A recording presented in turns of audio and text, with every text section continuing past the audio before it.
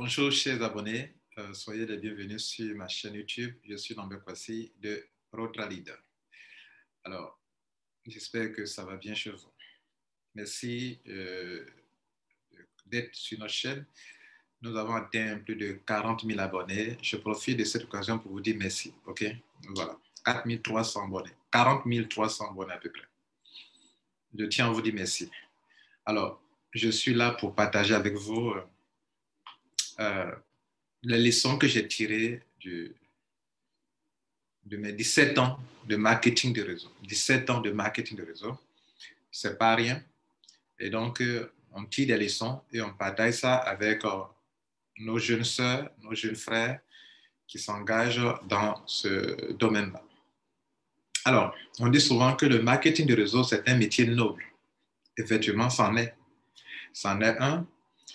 Malheureusement, c'est parce qu'on voit sur le terrain. Sur le terrain, ce qui se passe, ça nous déçoit, ça nous frustre. Et ce qu'on rencontre dans la fonction publique, où les gens s'attaquent, on voit des gens chez les marabouts, etc., les jalousies, la concurrence, dans le privé, malheureusement. Ces mauvais défauts, d'autres le réitèrent dans le marketing de réseau. Jalousie, méchanceté, coups bas, calomnie, dénigrement, etc., etc. Mesdames et messieurs, ça là, ce n'est pas le marketing de réseau. Je suis là pour vous dire, vous démontrer pourquoi on dit que le marketing de réseau est un métier noble. C'est-à-dire quelque chose de noble, c'est quelque chose qui apporte de la valeur aux uns aux autres. Quelque chose qui enrichit, pas forcément financièrement, qui enrichit à plusieurs niveaux des individus avec qui vous êtes en relation. On parle d'ailleurs de marketing relation. Le marketing qui est basé sur les relations humaines. Mais qu'avons nous constaté des relations qui sont gâchées à cause du marketing de réseau, n'est-ce pas? Et c'est parce que si les relations sont gâchées à cause du marketing de réseau, c'est parce que ce type de marketing n'est pas celui dont on parle. Le vrai marketing, non. Ça, c'est autre chose. C'est de la richesse de la vanité, de la gloire, le m'as-tu vu. Ça, c'est pas le marketing de réseau. Je suis là pour vous le dire, pour vous le démontrer. J'espère que vous prendrez au moins quelques 10 minutes pour suivre ça jusqu'à la fin. Vous apprendrez beaucoup de choses avec moi. Mesdames, Messieurs, le marketing de réseau, c'est un type de marketing qui est basé sur les relations humaines. En réalité, ça ne devrait pas détruire les relations humaines. Ça devrait renforcer les relations humaines. Malheureusement, en Afrique surtout, que je connais bien, le marketing de réseau, on le fait dans un autre état d'esprit. Concurrence, haine, etc. Ça, ce n'est pas le marketing de réseau. J'insiste là-dessus. Je suis passionné du marketing de réseau parce que c'est un métier noble. Je suis là pour vous le démontrer. Alors, dans le vrai marketing de réseau, il y a 3 choses importantes qu'il faut prendre en compte. La solidarité, le leadership, la duplication, qui doivent être incontournables. Mais il y a un 4e élément, l'amour de voir mon équipe réussir. C'est de là même qu'on parle de leadership.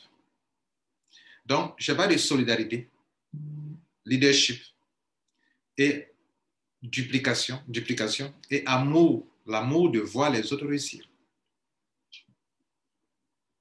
Si vous mettez de côté ces 4 éléments, si dans votre marketing de réseau, il n'y a pas de solidarité, il n'y a pas de leadership, le vrai leadership, je ne parle pas, d'ailleurs on va en parler, ça fait partie de nos différents points, parce que nous confondons leader et leader. Donc, solidarité, leadership, duplication, amour pour les autres, amour de voir les autres réussir, s'en sortir. Ces 4 choses-là, ce sont ces 4 choses qui font du marketing de réseau un métier noble. À l'inverse, la jalousie, la vanité, c'est-à-dire un réseau qu'on fait pour se faire voir, la vanité, la vaine gloire, la concurrence, où on concurrence son équipe. Si un leader est en train d'émerger dans son downline, on cherche à le calomnier, à le dénigrer, ce n'est pas le marketing de réseau.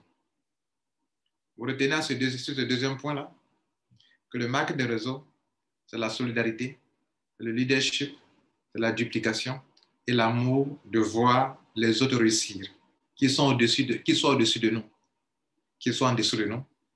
L'amour de le voir réussir. Ça s'appelle du marketing de réseau, un métier noble que moi, j'affectionne, que je pratique. Tous ceux qui soient, ils gagnent beaucoup d'argent dans le marketing de réseau, mais il est dans la jalousie, dans la vanité, dans la vaine gloire, dans la concurrence avec des uns et des autres. Il est en train de faire autre chose qui n'a rien à voir avec le marketing de réseau. Et c'est ce qu'on constate dans beaucoup d'affaires en Afrique. Malheureusement.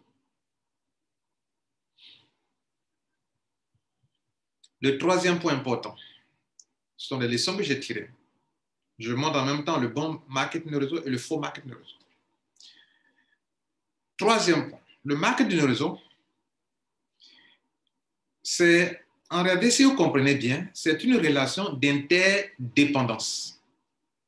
Interdépendance. Nous dépendons des uns des autres. Votre grâce, pardon, votre grade, vous l'obtenez grâce à votre downline.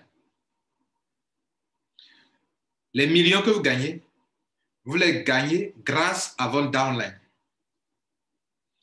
En même temps que ton downline te rend fort, le même downline peut te rendre fragile.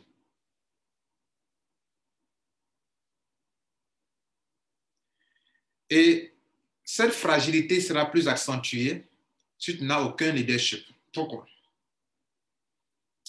On est dans une relation d'interdépendance. Tu dépends des autres.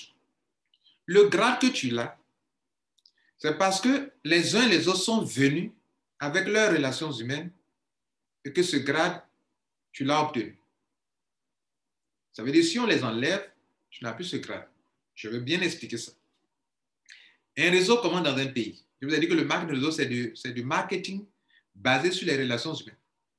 C'est pour ça qu'on ne fait pas de publicité à la télévision. On veut que les gens, par leurs relations, arrivent à convaincre leurs amis et connaissances à venir faire quelque chose. Développer un business, vendre un produit, faire connaître un produit, une entreprise. Donc, ça se base sur les relations humaines. Donc, lorsqu'il y a une affaire qu'on a informée, chacun vient avec son réseau d'amis et de connaissances, son réseau d'amis et de connaissances, son réseau d'amis et de connaissances. Ce sont les petits réseaux-là mis ensemble qui font un réseau global, un réseau mondial. N'est-ce pas? Et donc, dans ce réseau global qu'on vient de former, c'est grâce, moi, à mon réseau personnel, d'amis et connaissances, de mes relationnels, grâce au réseau de l'autre, leader, de l'autre, de l'un, de l'autre, même si c'est 2, 3 que les gens envoient, tout ça, c'est leur relationnel qu'ils envoient pour mettre ensemble, pour faire un réseau global, mondial. C'est ce réseau global mondial que l'entreprise contrôle et que demain, si la compagnie disparaît, on a perdu pour rien parce qu'on a travaillé, notre réseau a disparu. Bref, vous avez compris que c'est une relation d'interdépendance. Et dans cette relation d'interdépendance, chacun est à la fois filleul et parrain. Dans cette relation d'interdépendance, c'est grâce à ceux qui sont en dessous de nous que nous sommes ce que nous sommes. Si nous sommes intelligents et sages, nous ne devrons pas les combattre, nous ne devrons pas les dénigrer, nous ne devrons pas les nuire, surtout que si c'est un réseau binaire et qu'on est top leader, on a commencé l'affaire, a commencé avec nous, et que ça commence à 2 branches, forcément, dans ce réseau binaire-là, comme vous êtes le premier ou bien celui qui est le grand leader dans le système-là, forcément, dans vos branches-là, tous ceux qui sont dedans, dans ce business-là, ils sont dans votre réseau.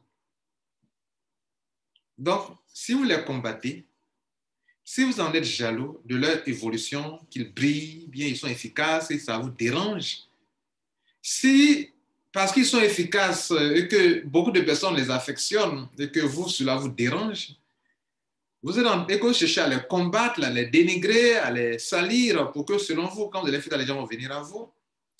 Vous êtes en train de vous creuser votre propre tombe. Parce que le réseau dans lequel ils sont, c'est votre réseau. Et étant dans une relation d'interdépendance, c'est comme des tabourets qu'on a alignés comme ça, et puis le dernier tabouret en haut. Il suffit qu'on en laisse un tabouret en bas, et tout s'écroule. Votre réseau, il est grand parce que ce leader est dedans. Il est grand parce que petit soit que celui-là est dedans. Si on enlève un tabouret, deux tabourets, tu t'écroules. Tout s'écroule, n'est-ce pas? C'est ça la relation d'interdépendance. C'est comme ça, c'est une image très simple qui explique tout. Donc, ce qu'il te faut dans un réseau où tu es dans une relation interdépendance, pour ne pas que tu sois trop fragile, parce que fragile, nous le sommes, nous tous. Il va falloir bien manipuler, gérer ton leadership. Il va falloir bien gérer ton leadership. Si tu ne gères pas bien ton leadership, quelle que soit ta grandeur, tu vas tomber. Parce que ce sont les gens qui te font. Contrairement à ce qu'on croit que c'est parce qu'on est trop intelligent, on est trop fort, on est trop dynamique. Non, ce sont les gens qui te font. Ce qui nous amène sur notre quatrième point, le leadership. Le leadership, selon Maxwell, j'ai lu plein de ses livres. Maxwell dit le leadership, c'est l'influence. Ni plus, ni moins. On peut influencer dans le bon sens, comme on peut influencer dans le mauvais sens. Bref, quand nous parlons de leader, il y a deux types de leaders. Il y a le faux leader, leader par position, et il y a le vrai leader. Ce que j'appelle leader par position, c'est le leader qui peut-être, on va parler d'abord du leader par position. Il a eu la chance d'être premier dans un business. Ce n'est pas parce qu'il est aussi efficace, ce n'est pas parce qu'il est un leader qui attire du monde, ce n'est pas pour cela qu'il gagne beaucoup d'argent, ou bien ce n'est pas pour cela qu'il a cette position. Il a été le premier à être contacté. Comme un jeune homme peut être contacté le premier dans un pays, et tout commence avec lui. Un réseau binaire commence avec lui. Quel que soit son âge, c'est par lui que tout a commencé dans le pays. Et donc, un réseau binaire, il est au-dessus, et tout le monde dans le pays, tout le monde est ça s'en va dans les autres pays. Ça, c'est un leadership par position. Sachez-le aujourd'hui. Ou bien, il n'est pas le premier dans le pays, mais il a une grande chance. Il a une grande chance. C'est que quand il est rentré même en dessous des premières personnes, il a développé un réseau de telle sorte que dans ces deux branches, il a eu deux grands leaders, ou de grands leaders. Sur son côté gauche, de grands leaders. Sur son pied droit, de grands leaders qui savent que c'est une bonne opportunité et qu'il fallait rentrer si tôt avec lui. Donc, c'est son lien de parrainage qui donne à un grand leader ou à des grands leaders à gauche, des gens qui ont de l'influence à gauche, des gens qui ont de l'influence à droite. Ou bien, même si ces deux premières branches ne sont pas des grands leaders, mais en bas de son réseau, de ces gens qu'il a parrainés à gauche et droite, il y a des grands leaders qui sont venus, que lui-même ne connaît pas, mais grâce à qui son réseau a pris de l'ampleur dans le pays ou dans le monde. Il a eu la chance. Il a eu de la grâce. Donc, dans ce genre de situation-là, on l'appelle quoi? Leader. Et donc, ces gens de leaders, comme par coup de chance, c'est comme si il est là et puis Dieu lui a fait une grâce énorme. Une chance. Souvent, la peur les habite. La peur les pousse à faire beaucoup de bêtises, beaucoup d'erreurs de leadership.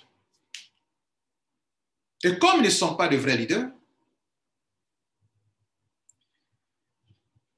il va faire en sorte que conserver cette position.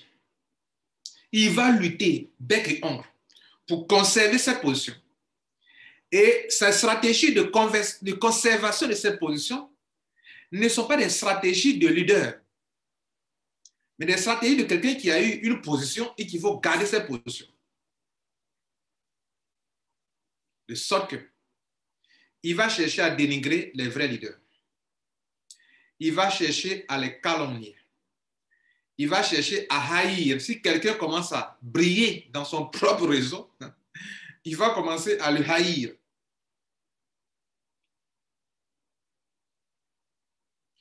Il fera en sorte que son équipe voit d'un mauvais œil quelqu'un d'autre qui d'ailleurs est dans son réseau. Il va se plonger dans le mensonge, dans l'hypocrisie, faire miroiter ce qu'il n'est pas, parce qu'il veut montrer aux gens que de le regarder, que c'est lui. Comme c'est lui, c'est le chef. C'est lui qui est le premier dans le business. C'est lui qu'on a compris à contacter premièrement. C'est lui. Si on doit prendre des décisions, c'est lui. Il doit être incontournable. Ça, c'est le faux marketing de réseau. Ça, c'est le faux leader qui est à la recherche d'une gloire, de la vanité. Il faut qu'il garde cette position. Il faut qu'il soit toujours vu comme le grand leader. Le vrai leader n'a pas besoin de ça. Le vrai leader, parlons-en. Le vrai leader ne cherche pas à se faire aimer. Il n'en a pas besoin. Au contraire, lui, il cherche à aimer. Il ne cherche pas à se faire aimer. Le vrai leader n'est pas en concurrence avec les leaders de son équipe. C'est insensé. Tu as construit quelque chose, ou des gens ont aidé à construire quelque chose, et parce que quelqu'un émerge en bas, il brille, et tu en es jaloux. Le vrai leader n'est pas en concurrence avec les leaders de son équipe, ou bien de deux autres équipes. Le vrai leader ne cherche pas à plaire à qui que ce soit. Il n'en a pas besoin. Le vrai leader n'a pas besoin de salir les autres pour briller. En fait, le vrai leader ne poursuit pas des gens. Il attire des gens par ce qu'il est. Et Maxwell vous l'expliquera dans le leadership. Dans le leadership par position, on cherche à contraindre, on cherche à forcer, on fait trop d'efforts. Dans le vrai leadership, le 5e niveau de leadership, le vrai leader, les gens le suivent, pas parce qu'ils sont contraints, pas parce qu'il les a forcés, les gens le suivent pour ce qu'il est. Ils le suivent pour ce qu'il est. Dans la politique, vous allez voir des gens mourir pour un leader politique parce que les gens ne le suivent pas parce qu'il leur donne de l'argent. Les gens le suivent pour ce qu'il est. Pour ce qu'il est. Dans le marketing de réseau, effectivement, il y a des gens qui dégagent quelque chose que vous, d'autres n'ont pas. Ce gars va attirer des gens pour ce qu'il est. Et le faux leader, n'ayant pas ça, il veut montrer aux gens ce qu'il n'est pas. Plus tard, les gens découvrent qu'il n'a pas ça, mais il veut faire miroiter ça. Ce sont des erreurs qu'il ne faut pas commettre. Je suis là pour vous dire que ne faites pas ça. Ne commettez pas des erreurs de leadership. Donc, il disait que le vrai leader ne cherche pas à se faire aimer, n'est pas en concurrence avec les autres leaders, ne cherche pas à plaire, il n'a pas besoin de salir les autres pour briller, d'autres, pour que les attentions soient braquées sur eux, sont obligés de montrer aux yeux de leur équipe que les autres sont mauvais, sont méchants, ne comprennent pas, ne connaissent rien, que ceux qui connaissent, c'est eux-mêmes. Le vrai leader n'a pas besoin de faire ça. Le vrai leader attire des multitudes pour ce qu'il est. Parce que le vrai leader connaît la voie et qui mène au succès. Et il veut, sa passion, c'est d'aider les multitudes à découvrir comment réussir. Et quand les gens sont dans son équipe, si ceux qui sont en haut de lui gagnent l'argent, il en est fier, il est content, il les prend comme exemple. Si les gens sont en dessous de lui gagnent l'argent, il en est fier. Il veut son objectif. Comment faire pour que cela puisse réussir? Sa passion, c'est faire en sorte que les autres découvrent, arrivent au succès. Si on est dans un système que les autres n'arrivent pas au succès, ça commence à l'énerver. Et il cherchera d'autres solutions pour ces personnes. Mesdames, Messieurs, je vais conclure. Notez ceci. Vous ne pourrez jamais réussir votre affiliation, votre marque de réseau, en combattant les leaders qui sont dans votre réseau ou dans votre pays. Même s'ils sont dans d'autres affaires, ne cherchez jamais à les combattre ni à les dénigrer. Ça ne vous arrange pas. Jamais, ne faites jamais ça. S'ils sont des leaders, soyez-en heureux. Ils sont de votre pays, soyez-en heureux. Ne les combattez jamais. Ne les dénigrez jamais. Ce n'est pas en les dénigrant que vous allez briller. Quand vous les dénigrez, plus tard on saura que c'est vous qui êtes le faux. Et quand les gens découvrent que c'est vous-même qui êtes le faux, que le gars que vous êtes en train de dénigrer, ce n'est pas lui le faux, ils vont vous fuir comme la peste. Parce que vous êtes un faux élément. Votre hypocrisie ne peut pas être cachée de longues années. Un jour, ils vont se de votre hypocrisie. Les gens ne sont pas stupides. Donc, le vrai leader, pour réussir dans le market de réseau, ne combattez pas les autres leaders. Ne les dénigrez pas. Pour réussir dans le market de réseau, vous ne pouvez pas réussir dans le market de réseau en créant de la division dans votre propre équipe. On dit qu'il faut diviser pour régner. Non, ici, dans le market de réseau, si vous divisez, vous ne régnez pas. Vous pouvez régner durant un bref moment, mais après, vous allez vous éteindre. Pour réussir, vous ne pouvez pas créer une division dans votre équipe. Vous ne pourrez jamais réussir dans votre MLM, dans votre affiliation, en étant en concurrence avec les leaders de votre propre réseau. En ne construisant pas dans la solidarité, dans la duplication. Si vous ne construisez pas dans la solidarité et dans la duplication, que votre intérêt, tout se concentrer sur vous, votre ego personnel, vous ne pourrez jamais réussir une affiliation, un réseau sur des liens de génération. Mesdames et messieurs, cherchez à avoir, pour le restant de votre vie, un réseau. Mon conseil, quoi. OK? Mon conseil. Après mes 17 ans d'expérience dans le marketing de réseau, voilà ce que je retiens. Si vous avez atteint un âge un peu avancé, voilà ce que je vous conseille. Même si vous n'avez pas un âge avancé, voilà ce que je vous conseille. Que vous venez de commencer. Cherchez à construire un réseau que vous contrôlez vous-même. Que la disparition des compagnies n'emportera jamais votre réseau. Ne passez pas votre vie à construire des réseaux sans arrêt. Vous enrichissez les compagnies, mais vous n'avez rien sous la main qui vous appartienne. Cherchez à construire quelque chose que vous contrôlez vous-même. Un réseau que vous contrôlez. Si vous êtes vraiment passionné de marketing de réseau, construisez quelque chose que vous contrôlez vous-même. Cherchez à construire un réseau permanent, stable, que vous pouvez laisser en héritage à vos enfants. Votre position là, ils vont continuer là-dessus demain.